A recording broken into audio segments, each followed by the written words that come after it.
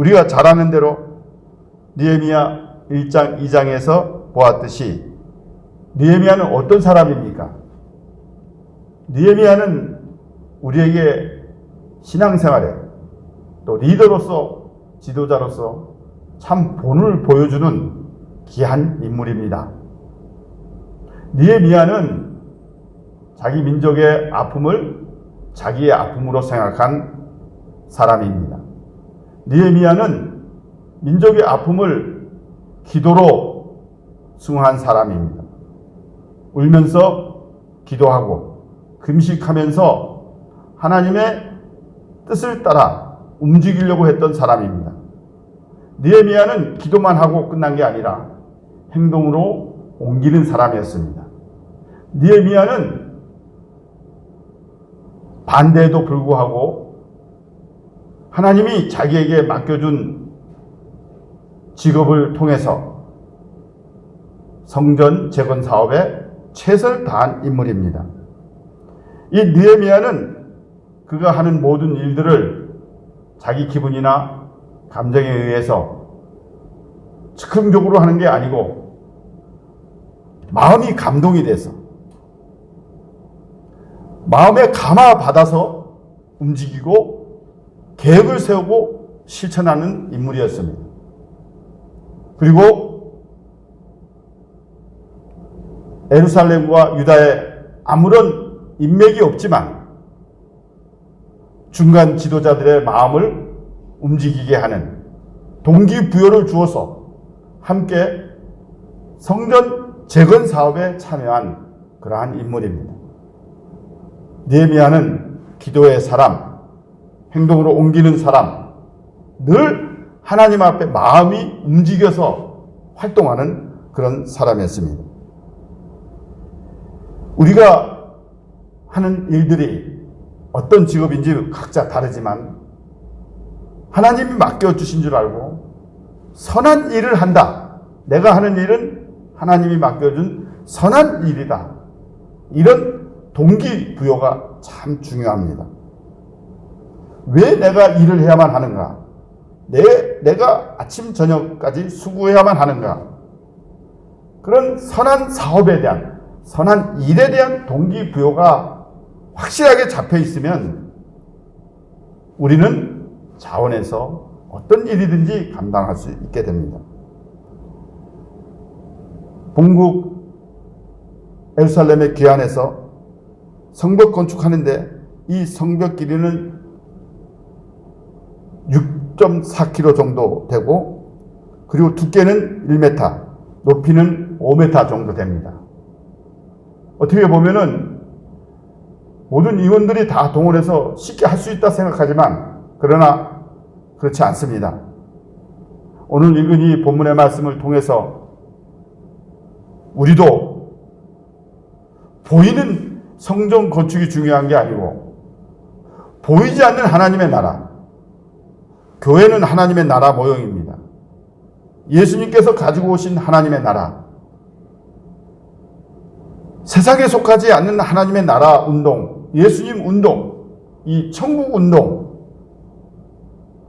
그것은 바로 오늘 우리가 해야 될 복음 운동입니다. 눈에 보이는 성전 건축이 아니라 보이지 않는 하나님의 나라 운동, 이 천국 운동, 예수님의 복음 운동, 십자가 부활을 통해서 생명을 살리는 운동, 이 일은 억지로 해서 하는 것이 아닙니다. 은혜를 받고 자원해서 그 일에 참여하는 것입니다. 오늘 이 느헤미야를 통해서 어떻게 이 성벽 건축이 완성되고 그 일에 동원된 사람들이 어떻게 쓰임받는가 하는 것을 깨닫고 은혜 받는 귀한 시간 될 수 있기를 바랍니다. 첫째로 여기 1절에 보게 되면 대제사장 엘리야십과 그의 형제 제사장들과 함께 양문을 건축합니다. 그리고 문짝을 달고 성벽을 건축하고 망대에서부터 성별에서 세우는 그러한 일을 합니다. 성벽 건축에 제일 먼저 참여한 사람들이 영적 지도자들입니다.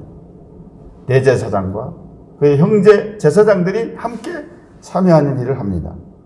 여기 보면 문이 나오는데 양문이 나옵니다.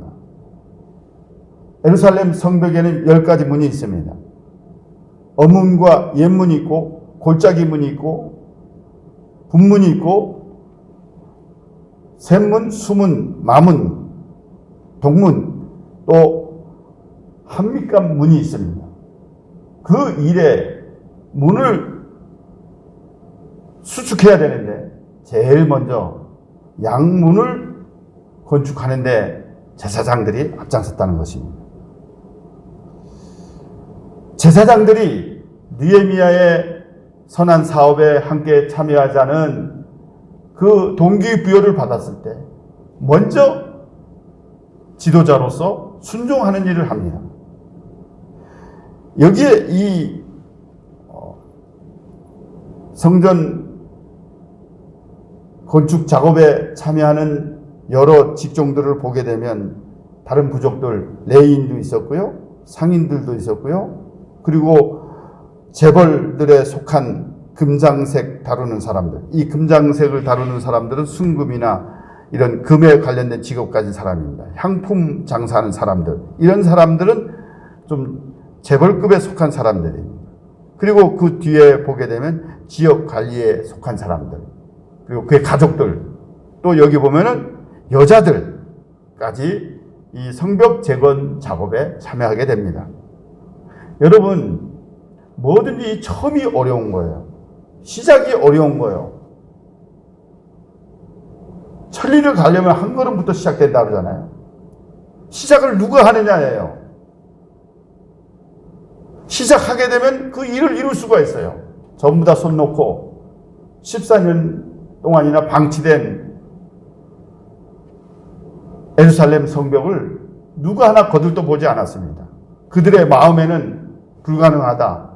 우리도 포로 귀환해서 수십 년이 지났지만 아직도 정착되지 못했는데 성벽은 무슨 성벽? 우리가 먹고 살기도 바쁘고 정착하기도 바쁜데 이 일을 누가 다 손 놓고 방치해둔 상황에 있었어요. 그런데 그 일에 제일 먼저 앞장선 사람이 지도자들이었어요. 영적 지도자들인 제사장이 앞장선 거예요. 여러분, 그때의 상황들을 보게 되면 산발락과 도비야 이런 사람들이 반대를 했기 때문에 그렇게 이 성벽 수축하는 게 쉽지 않습니다. 여기 4장 17절에 보게 되면 다 같이 한번 읽어볼까요? 성을 건축하는 자와 짐을 나르는 자는 다 각각 한 손으로 일을 하며 한 손에는 번기를 잡았는데 건축하는 자는 각각 허리에 칼을 차고 건축하며 나팔 부는 자는 내 곁에 섰었느니라.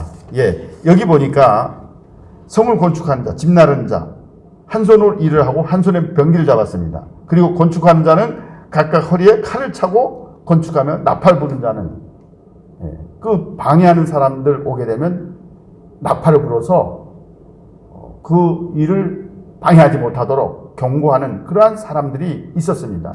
그러니까 한쪽에는 짐을 나르고 한쪽에는 병기를 들고 칼도 차고 이렇게 하면서 건축하는 일에 참여한 거예요. 여러분, 우리가 언제나 이 처음이 중요해요. 처음에 어떤 사람이 움직이느냐, 어떤 사람이 그 일에 참여하느냐, 이게 중요한 거예요. 여기에 이렇게 처음 참여하는 일에 순종한 사람들이 바로 제사장 그룹이었어요. 영적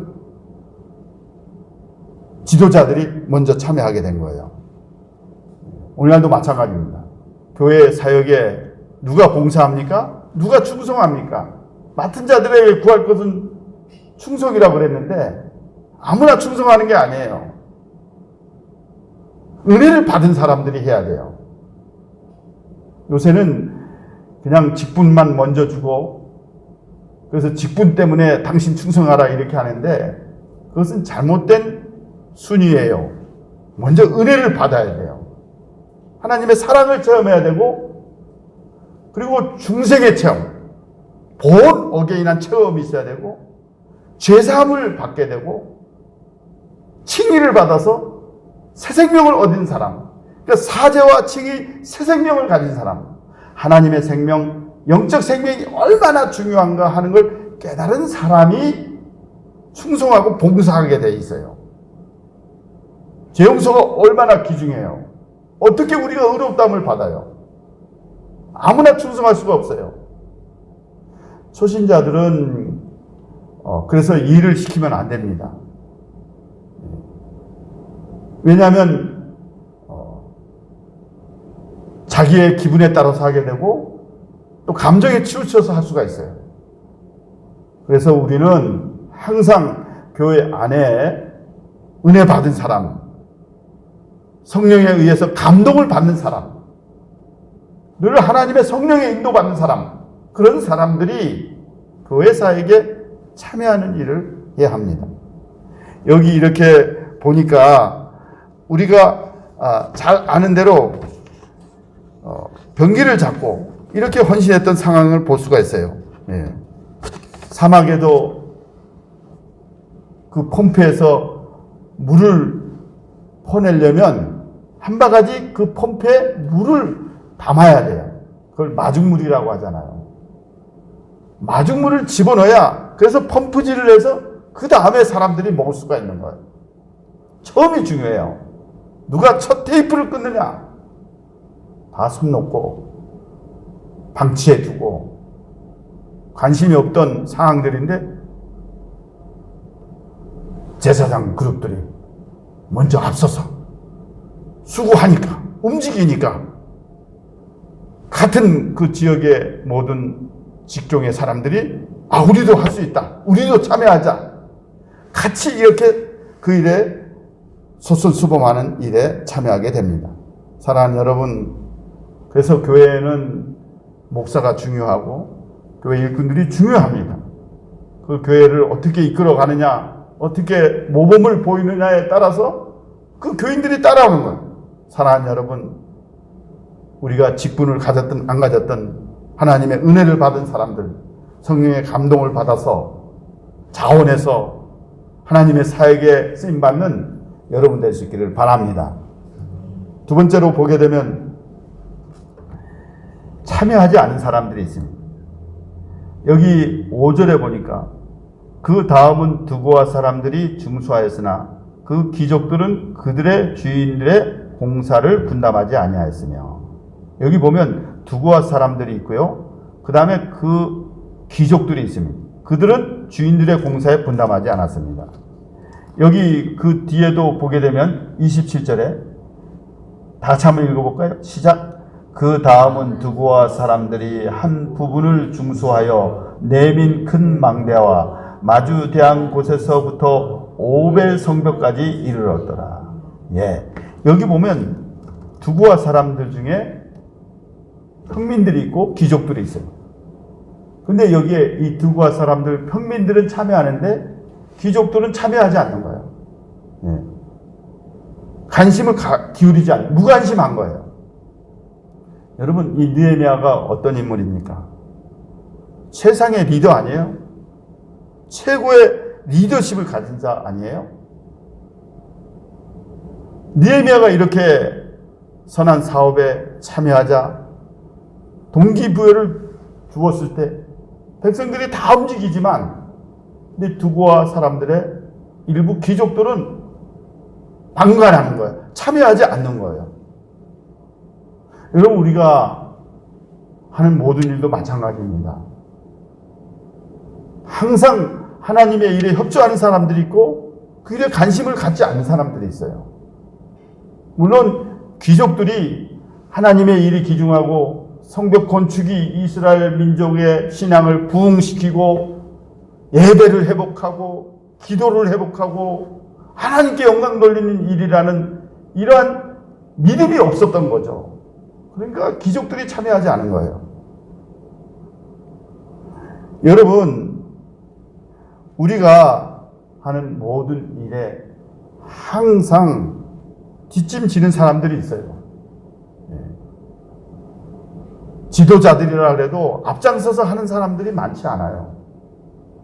은혜를 받은 사람들은 정말 하나님의 일에 앞장서게 되는 거예요. 그래서 여기에 그 뒤에도 보게 되면 13절에 골짜기 문은 한운과 산호와 주민이 중수하여 문을 세우며 문짝을 달고 자물쇠와 빗장을 갖추고 또 분문까지 성벽 1000규빗을 중수하였고, 예, 여기에 골짜기 문, 한운과 산호와 사람들이 성벽 건축에 참여하게 된 거예요. 성벽 1000규빗을 중수했다 그랬어요. 그러니까 이 사람들도 평민이지만 성벽 길이가 400여 미터 이상 되는 그러한 일에 참여하게 된 거예요. 그러니까 우리가 단순히 여기 사람들 누가 했다 이렇게 보지만 성경에 이렇게 어떻게 어떤 사람이 충성했는가 정확히 기록해 주고 있어요. 그들의 조상이라든가 그들의 가족이라든가 그들이 수고한 일꾼들에 대해서 정확히 말씀해 주고 있어요. 사랑하는 여러분, 우리가 하는 수고,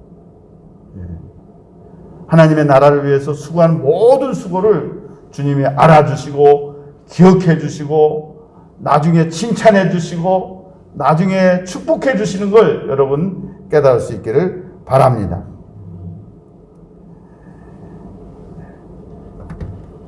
여기에 두고와 귀족들이 참여하지 않았습니다. 그 뒤에 어떻게 됐겠습니까? 두고와의 후손들이 자기네 부모가 또 선조가 높은 지위에 있으면서 귀족에 있으면서 참여하지 않았을 때, 우리 선조는 왜 이렇게 했을까? 왜 우리 부모님은 그 일에 참여하지 않았을까? 다 참여하는데 왜 우리 부모님 참석하지 않았을까? 얼마나 안타깝겠어요. 우리가 하는 모든 신앙의 행위들이 후대에게 연결된다는 거예요. 예수님의 사역에도 가룟 유다가 있었잖아요. 모든 사람들이 다 참여하는 게 아니에요. 사도 바울이 그가 하는 사역에 있어서 주변에 사람들이 많이 있었습니다.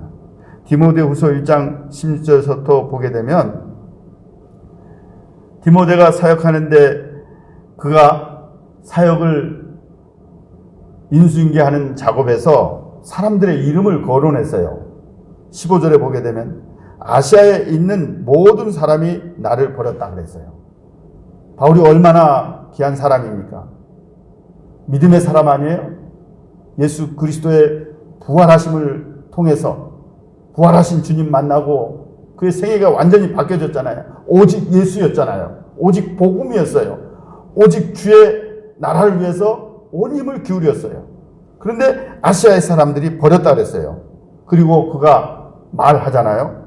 부겔로와 허모게네가 있다 그랬어요. 협조하지 않은 사람들이에요. 그런데 여기 16절에 보니까 우리 다 같이 한번 읽어볼까요? 시작. 원하건대 주께서 오네시보로의 집에 긍휼을 베푸시옵소서. 그가 나를 자주 격려해 주고 내가 사슬에 매인 것을 부끄러워하지 아니하고 로마에 있을 때 나를 부지런히 찾아와 만났습니다. 원하건대 주께서 그로 하여금 그날에 주의 긍휼을 잊게 하옵소서. 또 그가 에베소에서 많이 봉사한 것을 내가 잘 아느니라. 바울의 사역에 있어서 협조한 사람, 특별히 바울이 복음을 전해서 예수를 믿고 그리고 은혜를 체험한 이 오네시보로의 집에 긍휼을 베풀어 달라고 했어요. 이 오네시보로뿐만 아니라 그 집에 하나님의 은혜가 임하게 해달라고, 하나님 불쌍히 여겨달라고 기도해 준 거예요. 감옥에 갇혀 있는데도 부지런히 찾아왔고 또 감옥에 매인 것을 부끄러워하지 아니했어요. 그래서 주님이 그날에 마지막 심판의 때에 긍휼을 잊게 해주라고 했어요. 긍휼을 받게 해달라고 했어요. 사랑하는 여러분, 우리가 이 하나님 나라 건설, 예수 복음 운동 이 일에 참여하는 건 정말 귀한 일입니다. 하나님이 그런 개인과 가정과 자녀들에게 은혜와 긍휼로 충만히 채워주실 줄 믿습니다. 그 다음에 세 번째로 느헤미야 3장에 와서 보게 되면 본문에 자주 나오는 말이 있습니다. 여기 2절서부터 그 다음은 또 4절에도 그 다음은 이란 말이 반복해서 나와요.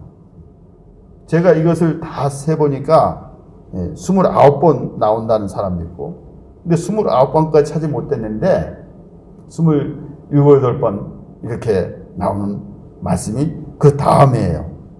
Next him, next them, next section 이런 말이에요. 그러니까 여기에 이 말이 뭐예요? 이 사람들 계속 이어서 이 성벽 건축에 참여하는 일을 하는 거예요. 한 파트에서, 한 섹션에서 성벽을 리스토어하게 되면 그 다음 부족들이 또 뒤이어서, 그 뒤이어서 꼭 이어서 계속해서 성벽 건축 참여에 다 협력하는 거예요. 이게 얼마나 귀중해요. 우리가 이 신앙도 마찬가지입니다.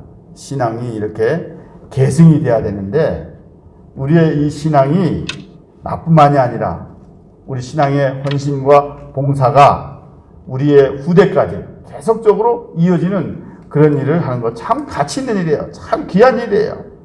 그래서 우리가 이 부모님 세대 또 우리들이 있고 3대, 4대까지 하나님을 잘 섬기고 교회 중심으로 또 말씀 중심으로 하나님 영광 중심으로 이렇게 믿는다고 하는 게 이게 참 중요한 거예요. 바울이 디모데에게 얘기했잖아요. 디모데후서 2장에도 보게 되면 충성된 사람들에게 또 다른 사람들에게 가르칠 수 있어야 된다. 이렇게 말해주고 있어요. 복음이 4대까지 연결된 거예요. 바울이 디모데, 또 디모데가 충성된 사람에게, 또 충성된 사람이 또 다른 사람에게. 이 신앙의 계승이 되지 않아서 지금 어렵지 않습니까? 유럽교회, 미국교회들이 지금 다 한 세대로 신앙생활을 끝내고 말잖아요. 우리 신앙이 계승이 돼야 돼요.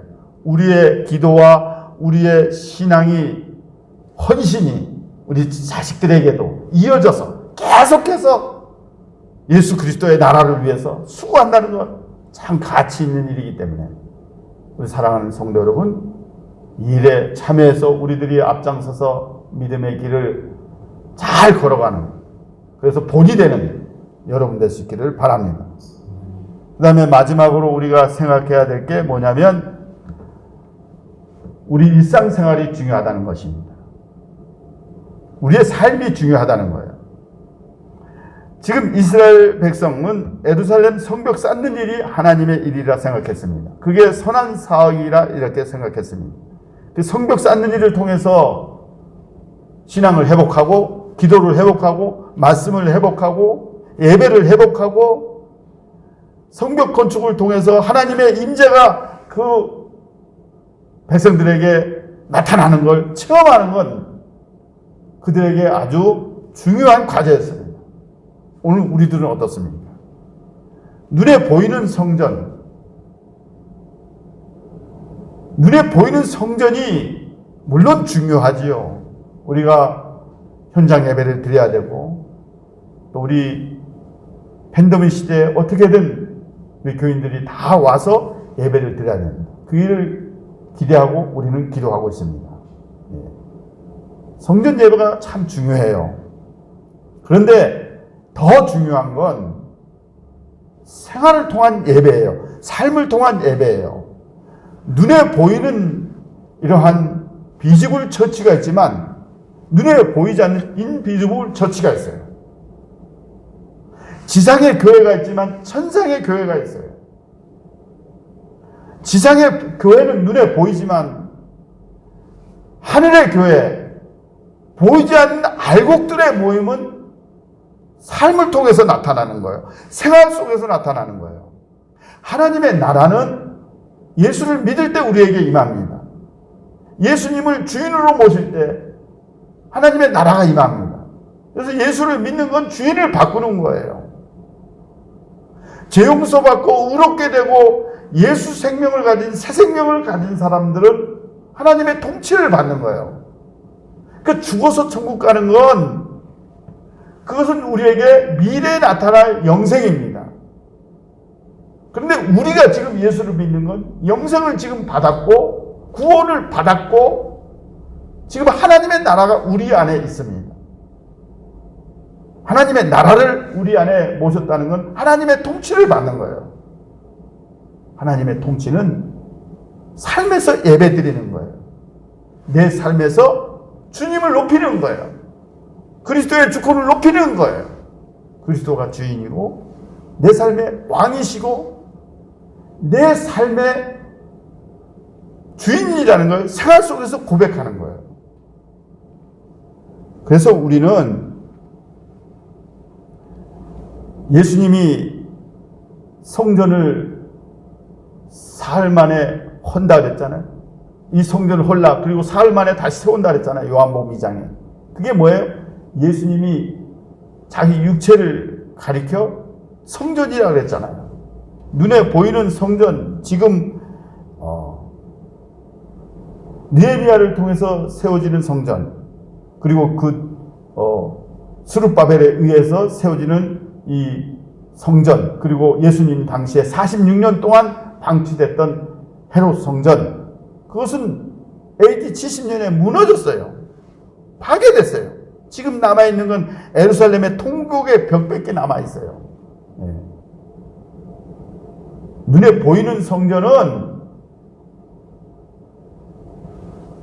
믿는 사람들의 모임이지만, 그러나 더 중요한 건 눈에 보이지 않는 성전인 우리들, 하나님의 성령을 받은 우리들이 이 땅에서 하나님의 나라의 실존을 구하는 게 뭐냐면 하나님의 통치를 받아서 생활 속에서 예배드리는 거예요.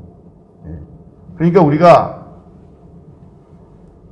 이원론적인 생각으로 교회에서만 예배드리면 된다, 이렇게 생각해서 안 돼요. 교회에서 예배드리고 또 생활에서 예배드리는 거예요. 교회의 일은 하나님의 일이고 내가 가지고 있는 직업은 육의 일이다, 이렇게 생각하면 안 돼요. 영의 일이 있고 육의 일이 있다, 이렇게 생각하면 안 돼요. 그 이원론적인 생각이에요. 생활 속에서 주님의 주권을 드러내는 거예요. 내가 레스토랑을 통해서 내가 서빙하는 직업을 가졌다고 해도 그 서빙하는 직업을 통해서 그리스도의 주권을 드러내는 거예요. 섬김과 사랑으로 그리스도가 주 되신 것을 나타내는 거예요. 미장원을 운영하는 것도 마찬가지예요. 고객 한 사람 한 사람을 성심을 다해서 그리스도의 향기가 돼서 그리스도의 통치를 받으면서 예배하듯이 사람들을 섬기는 거예요. 여러분, 우리는 지금 하나님께로부터 받은 은혜가 얼마나 큽니까? 우리가 지금 이 육적인 것도 그래요. 우리 육신적인 이 몸을 가지고 이제까지 자라난 것도 부모님을 통해서 우리 육신을 가지게 됐고, 부모님을 통해서 사랑도 받게 됐고, 또 선생을 통해서 삶의 바른 교육과 모든 세상적인 지식도 우리가 배우게 됐고, 친구들을 통해서 우정이 얼마나 중요한가 하는 것도 알게 됐고, 또 부부 간에도 사랑하는 것도 사랑이 얼마나 중요한가, 그런 것도 다 우리가 타자로부터 주신 선물이에요. 부모님, 친구, 가족들, 이런 모든 것들이 다 타자로부터 온 선물이에요. 예수 믿는 것도 마찬가지입니다. 구원받는 것도 마찬가지입니다. 우리는 행위가 의로운 사람이 없어요. 다 죄인이에요. 다 멸망의 길을 가야 돼요. 다 심판의 길을 가야 돼요.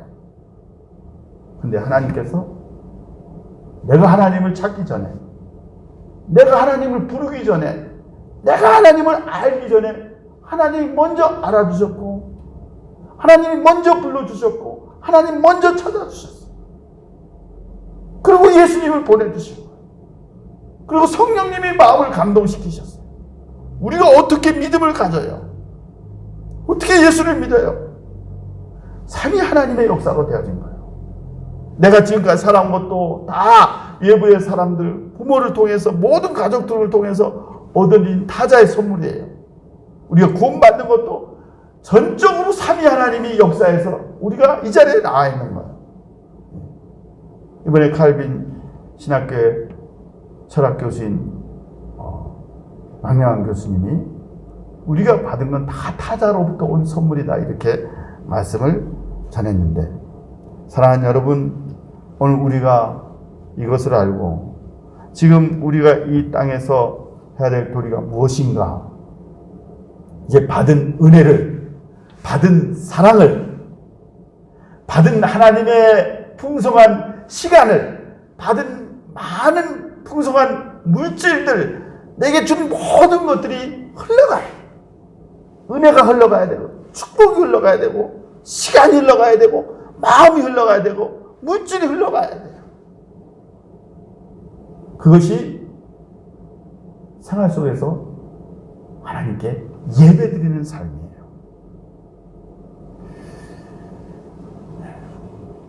사람이 왕위가 직업이 자기가 좋다고 해서 좋은 사람이 되는 게 아닙니다. 직업이 나쁘다고 해서 그 사람이 나쁜 사람이 되는 게 아니에요.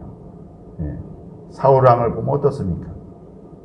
그렇게 높은 직위, 또 이스라엘의 초대 왕, 그런 권력과 힘을 가진 자였지만 사울왕은 실패자가 되고 말았어요. 좋은 환경, 좋은 직위에 있었지만 실패자가 되고 말았어요.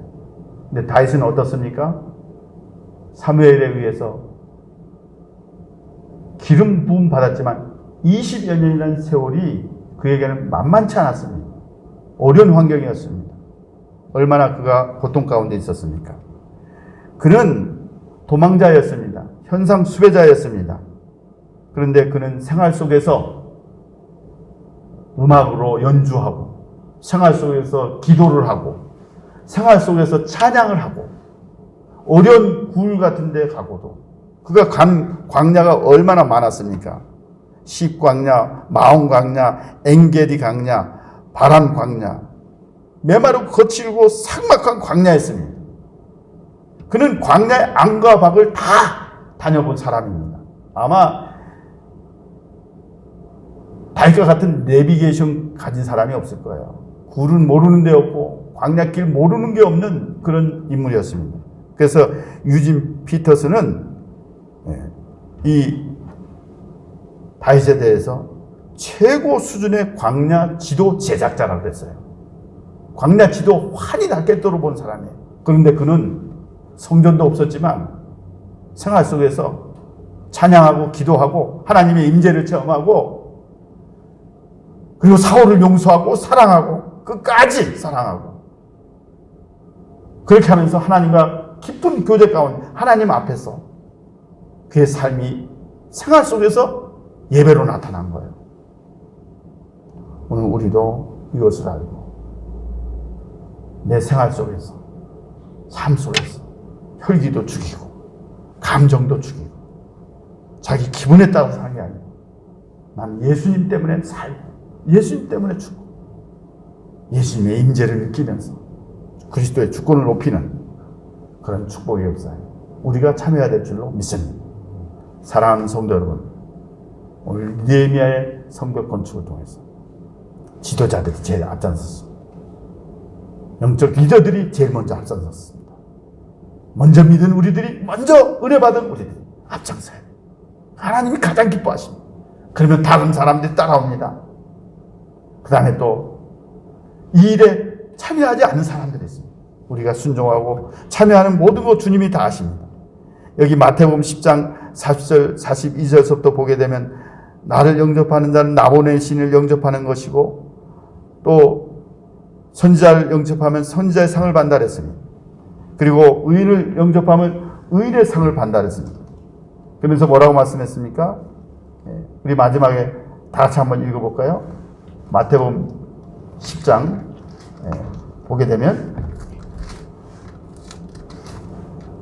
42절 읽겠습니다. 시작.